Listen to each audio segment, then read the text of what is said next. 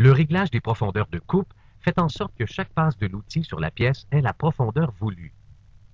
L'ajustement des tambours gradués et le jeu dans les chariots doivent être vérifiés sur tous les tours, tandis que l'écran de visualisation ne doit l'être que sur les tours qui en possèdent un.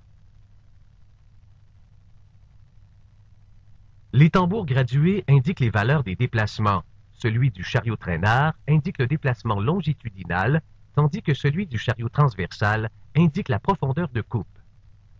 Vérifiez d'abord si le tambour gradué du chariot transversal s'ajuste selon le rayon ou le diamètre. Pour ce faire, installez un comparateur à cadran sur le chariot transversal et mesurez son déplacement, comme dans l'exemple qui suit. Ajustez le tambour gradué et le comparateur à cadran à 0. Faites avancer le chariot transversal de 2,54 mm. Ici, le comparateur montre un déplacement de 1,27 mm. On peut donc en conclure que le tambour gradué de ce tour donne la lecture sur le diamètre et non sur le rayon.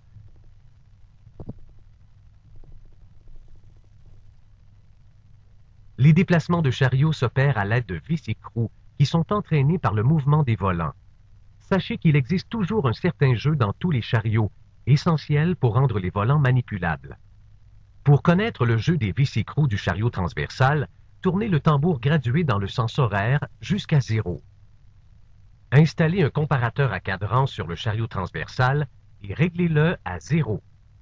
Tournez lentement le tambour du chariot transversal dans le sens anti-horaire jusqu'au moment où vous verrez l'aiguille bouger sur le comparateur à cadran. Le tambour gradué affichera alors le jeu du système de vis écrous. Tenez en compte lors des changements de direction d'usinage en vous assurant que l'outil se déplace au moins de la valeur du jeu. Les opérations de déplacement peuvent aussi être surveillées plus étroitement à l'aide de l'écran de visualisation qui mesure électroniquement les déplacements véritables des chariots.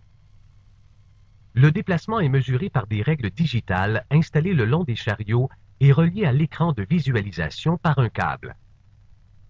Sur l'écran, on retrouve l'axe transversal X qui donne les mesures des déplacements sur la face de la pièce et l'axe longitudinal Z qui donne le déplacement sur la longueur de la pièce.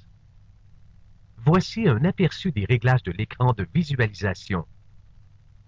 Pour ajuster la lecture transversale X à 0, placez l'outil sur la face de la pièce et effectuez une coupe. Appuyez ensuite sur les touches X, 0 et Entrée. Pour ajuster la lecture longitudinale Z à 0, placez l'outil à l'extrémité de la pièce. Appuyez ensuite sur les touches Z, 0 et Entrée. L'écran peut calculer les déplacements selon le rayon ou le diamètre.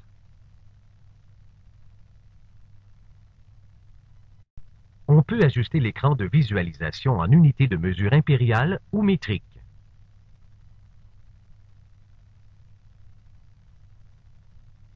Le point d'origine peut être fixé en valeur positive ou négative.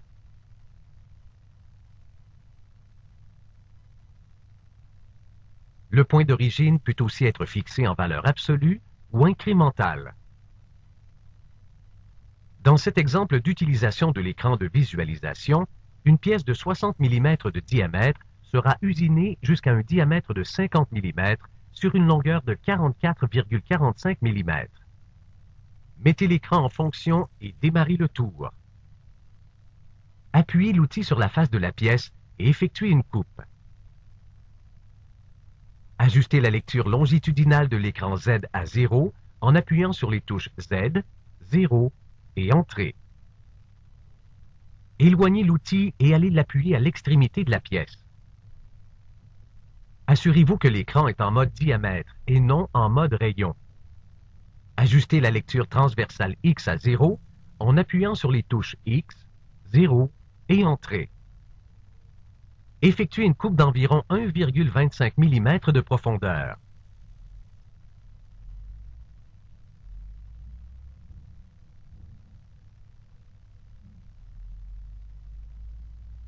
Éloignez l'outil et mesurez la pièce avec un micromètre ou un pied à coulisse.